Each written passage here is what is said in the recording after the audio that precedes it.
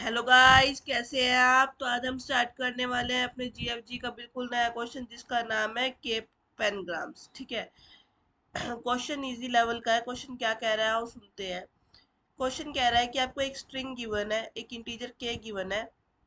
आपको रिटर्न करना है ट्रू। अगर आपका स्ट्रिंग जो है आप कन्वर्ट कर सकते हैं एटमॉस के टाइम जो हमें दे रखा है। और उसमें ना मतलब अल्फाबेट्स आने चाहिए इंग्लिश के। और अगर आप नहीं कर पाते तो आप फॉल्स कर सकते हैं। तो बेसिकली क्या है, हमें क्या करना है, एक स्ट्रिंग गिवन है। उस स्ट्रिंग में हम एलिमेंट चेक करेंगे।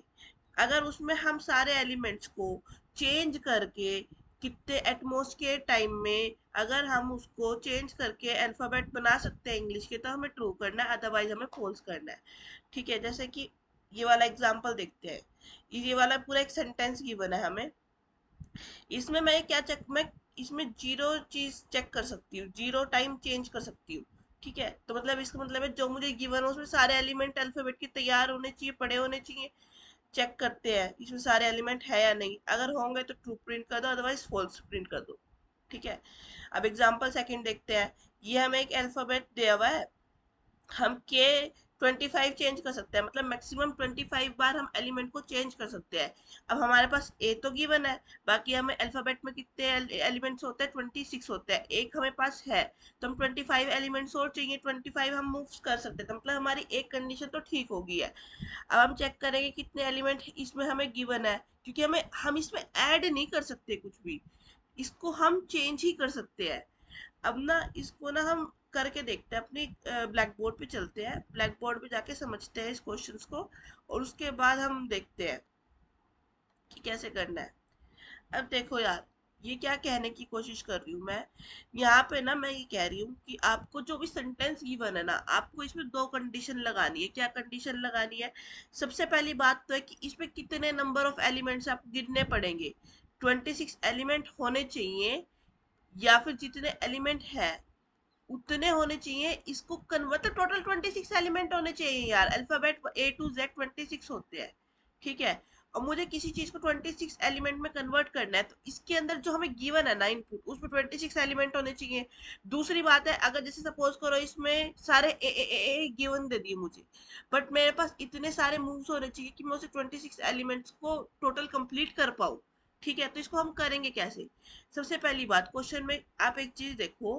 क्वेश्चन में आपको टाइम कॉम्प्लेक्सिटी और स्पेस कॉम्प्लेक्सिटी गिवन होती है। अब इसमें ना स्पेस कॉम्प्लेक्सिटी जो गिवन है ना, मुझे बिग ऑफ वन गिवन है मतलब। तो मतलब मैं कोई भी एक बाहर का जो डाटा सेट है ना वो यूज कर सकती हूँ। ये सबसे बड़ा हिंट होता है यार, कि भाई अब करना क्या है कि अगर मेरे पास अगर यहाँ पे बिग ऑफ जीरो होता है, इसका मतलब मैं बाहर का कोई भी डाटा स्ट्रक्चर यूज नहीं कर सकती, मुझे यहीं से कुछ ना कुछ करना पड़ता। बट अब मुझे यहाँ पे बिग ऑफ वन गिवन है, इसका मतलब मैं बाहर का कोई भी एक डाटा स्ट्रक्चर यूज करके इस क्वेश्चन को सॉल्व कर सकती हूँ। तो मैं क्या करूंगी अब समझो। मैं एक वेक्टर बनाऊंगी। वेक्टर बनाया मैंने, कितने एलिमेंट का बनाऊंगी मैं, 26 एलिमेंट का बनाऊंगी। और उसको इनिशियलाइज कर दूंगी मैं जीरो से। कर दिया मैंने। अब मैं क्या करूंगी, मैंने ये 26 एलिमेंट्स को इनिशियलाइज कर दिया जीरो से। ठीक है जी। कर दिया। उसके बाद क्या करूंगी मैं पूरे अपने एरे को ट्रेवर्स करूंगी। ट्रेवर्स करने के बाद मैं गई यहाँ पे, सबसे पहले क्या आया, टी। टी आया, टी वाले जो एलिमेंट है ना इसको मैंने वन कर दिया, जीरो की जगह मैंने वन कर दिया। फिर एच आया, एच की जीरो की जगह वन कर दिया। कोई रिपीट भी होएगा तब भी चलेगा मुझे, क्योंकि मुझे यहाँ पे देखना है कि भाई कितने एलिमेंट ऐसे हैं जो जीरो है और कितने वन है। वन ये इंडिकेट कर रहा है कि भाई वो एलिमेंट हमारे स्ट्रिंग में प्रेजेंट है, और जीरो ये इंडिकेट कर रहा है कि वो एलिमेंट हमारे स्ट्रिंग में अवेलेबल नहीं है। ठीक है। स्ट्रिंग में अवेलेबल है, और जीरो इंडिकेट कर रहा है वो नहीं है अवेलेबल। तो मतलब मैंने क्या किया, इस वेक्टर की हेल्प से मुझे यह पता लगे कौन कौन से एलिमेंट है। कुछ जीरो होंगे, कुछ वन होंगे। मुझे ये पता लगे कौन कौन से एलिमेंट है। जीरो ये इंडिकेट करेंगे कौन कौन से एलिमेंट नहीं है। तो मैं क्या करूंगी, जो है, जैसे कोई जैसे टी बी दो बार आ गया तो मैं इसको दो बार कर दूंगी। इसका मतलब ये कि एलिमेंट में चेंज तो कर सकती हूँ ना वो वाला एलिमेंट। तो मैं यहाँ पे जाके चेक कर लूंगी कि भाई क्या है। अब जो जीरो है मतलब वो बिल्कुल ही अवेलेबल नहीं है। तो मैं क्या करूंगी, जो एलिमेंट अवेलेबल है उनका एक काउंट बना लूंगी, उनको ऐड करती चली जाऊंगी और मैं जो जीरो है उनका एक काउंट बना लूंगी। अब मैं इसमें क्या कंडीशन लगाऊंगी, जो मैंने काउंट बनाया कि इतने एलिमेंट अवेलेबल नहीं है, अगर वो लेस देन है के जो मुझे क्वेश्चन में गिवन है, भाई मुझे इतने एलिमेंट की, मुझे 5 एलिमेंट की जरूरत है और के की वैल्यू 7 है, मतलब मैं 7 बार मूव कर सकती हूँ, मैं 7 बार चेंज कर सकती हूँ, मुझे 5 ही चाहिए, तो मतलब मेरा ये वाला केस सही है, मैं ट्रू प्रिंट कर सकती हूँ।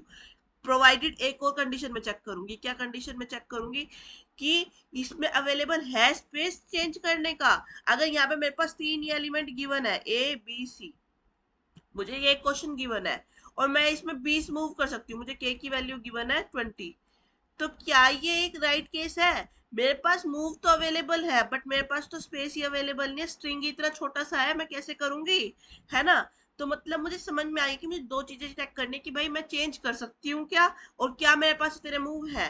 तो बस इसी चीज को मुझे अब क्वेश्चन में करना है, अपनी कोडिंग में करना है, जो मैंने समझाया है ना, इसी को आपको कोडिंग में करना है। आओ देखते हैं कि कैसे कोडिंग में करना है इसको। हाँ जी, तो आ गया हम अपनी कोडिंग की स्क्रीन पे, ठीक है ना। इसमें हमें क्या करना है, सबसे पहले मैं एक वेक्टर ले लूंगी। वेक्टर ले लिया मैंने इन टाइप का, जिसका नाम मैंने रखा आंसर या एरे रख लिया, ठीक है, ARR। और इसको मैंने 26 इसका साइज लिया और इसको सबको मैंने इनिशियलाइज कर दिया 0 से, स्टार्टिंग में इसमें क्या है 0, ठीक है। अब मैंने n लिया, एक इंट n लिया, जिसमें मैं स्ट्रिंग का साइज जो है वो स्टोर कर लूंगी।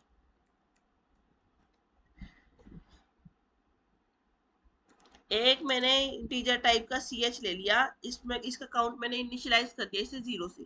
ये क्या करेगा यार, ये देखेगा कि कितने एलिमेंट मेरे स्ट्रिंग में गिवन है, ठीक है ना। और जैसे स्ट्रिंग में कोई एलिमेंट आएगा जो मैं एरे में 0 की जगह 1 रखूंगी, मैं इसको काउंट को ना इंक्रीज करती चली जाऊंगी। अच्छा, एक और कॉन्सेप्ट रह गया यार, एक कॉन्सेप्ट क्या रह गया, कॉन्सेप्ट ये रह गया, स्काई वैल्यू होती है हर किसी की, टी की कोई और स्काई वैल्यू होती है, एच की कोई स्काई वैल्यू होती है, ए की कोई स्काई वैल्यू होती है। स्काई वैल्यू होती है मतलब जो कोडिंग की लैंग्वेज में इनको वैल्यू गिवन होती है, ठीक है ना। हमारी जनरल लैंग्वेज में हमारे लिए ए है, बट आपको पता है हमारा कंप्यूटर बाइनरी लैंग्वेज समझता है, तो उसको 0 या 1 समझ में आता है, तो इनकी स्काई वैल्यू होती है। तो मैं क्या करूंगी, अभी देखो मैं क्या करूंगी, मैं ना कोडिंग में ही आपको समझाऊंगी, पहले मैं कोड कर लेती हूँ, उसके बाद मैं आपको समझाऊंगी। Int I equal to 0, I less than N, I plus plus, ठीक है। यहाँ लूप लगाया, इसमें मैंने क्या किया, इसमें अगर स्पेस गिवन है बीच में, स्पेस को इग्नोर करना है, मैंने क्या किया कि अगर मेरे स्ट्रिंग में, स्ट्रिंग का जो भी एलिमेंट मैं कर रही हूँ ट्रेवर्स, अगर वो नॉट इक्वल टू है किसके, स्पेस के, मतलब स्पेस को मेरे को बिल्कुल भी एंटरटेन नहीं करना है, मैंने उसको इग्नोर किया। मैंने क्या किया, ARR STRI माइनस ए, मैंने इस लाइन में क्या किया, जिस एलिमेंट पे मैं हूँ उसकी मैंने स्काई वैल्यू कैंसिल कर दी, कैंसिल माइनस कर दी, करने के बाद मैंने इसे इक्वल टू 1 कर दिया। मतलब क्या हुआ, जो ये एरे है ना, एरे में मैं कुल मिला के ये एलिमेंट को डालती चली जा रही हूँ, 0 की जगह 1 करती चली जा रही हूँ। जो भी मेरा एलिमेंट आ रहा है उसकी वैल्यू मैं क्या करती जा रही हूँ, उसको मैं 0 की जगह 1 बनाती जा रही हूँ, और मैं सी एच का काउंट बढ़ाती चली जा रही हूँ, ताकि मुझे ये पता लगे कितने एलिमेंट है मेरे उसमें स्ट्रिंग में अवेलेबल। एक मैंने और लिया, इसमें मैंने क्या किया, मैंने एक फोर लूप लगाया, फोर लूप को हम ऊपर से कॉपी कर लेते हैं, ठीक है, ताकि टाइम बचे।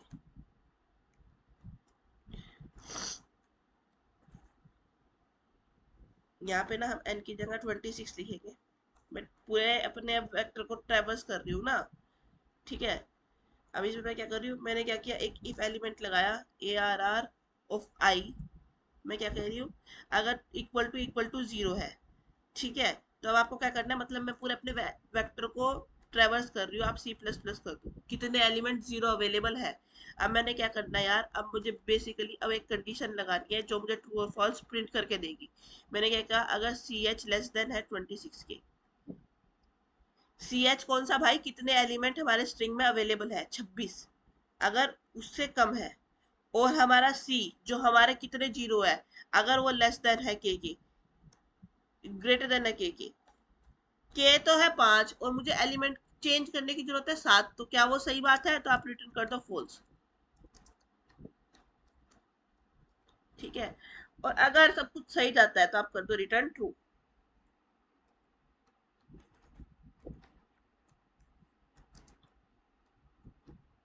अब यार इसको ना कंपाइल करके दे देते हैं कि चल रहा है या नहीं चल रहा है, कुछ गड़बड़ तो नहीं आ रही। ठीक है भाई, बढ़िया, अपना क्वेश्चन कंपाइल हो गया है। इसको सबमिट करके देखते हैं।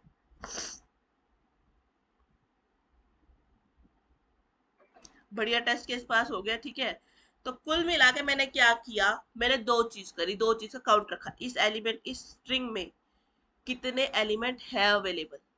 ठीक है, उसको क्या किया मैंने, एक वेक्टर बना के जो जो एलिमेंट आता रहा जीरो की जगह वन कर दिया उसको। ठीक है, इससे क्या हुआ, और एक काउंट रखती चली गई कितने एलिमेंट मेरे अवेलेबल है, कितने एलिमेंट है। और दूसरा मैंने क्या किया, जब मैंने पूरा स्ट्रिंग वेक्टर बना लिया, स्ट्रिंग ट्रेवर्स पूरा कर लिया, उसमें मेरे जितने जीरो है, जीरो है मतलब उतने एलिमेंट नहीं है, उनका मैंने एक काउंट रख लिया, दो चीजों का काउंट रख लिया मैंने। अब मैंने क्या किया, मैंने इस बेसिकली मेन कंडीशन में क्या लिखा कि अगर मैंने जो स्ट्रिंग में एलिमेंट है अगर वो लेस देन 26 है, या फिर जो मेरा, जो मैंने जीरो का काउंट रखा था अपने पूरे वेक्टर में, अगर वो ग्रेटर देन हो जाता है इस केस से, तो अब मैं क्या करूंगी, रिटर्न कर दो फॉल्स, अदरवाइज कर दो ट्रू। बस इतना सा क्वेश्चन था यार। आई होप आपको पसंद आया होगा, आप लाइक करोगे, चैनल को सब्सक्राइब करोगे। Thank you so much, bye bye.